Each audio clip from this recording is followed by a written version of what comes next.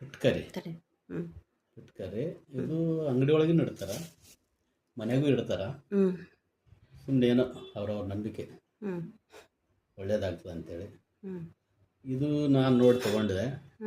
ಇದ್ರಾಗ 2 ಗೊಂಬೆಗಳ ಥರ ಅವ, ಇದೊಂದು ಮುಖ ಇದೊಂದು ಮುಖ. ಒಟ್ಟ ಇವು 2 ಗೊಂಬೆಗಳು. ಇದೊಂಥರ ಪ್ಲಾಟ್ಫಾರ್ಮ್ ಇದೆ, ಬೆನ್ನ ಹಚ್ಕೊಂತಂಗೆ ಕಾಣಿಸ್ತದೆ.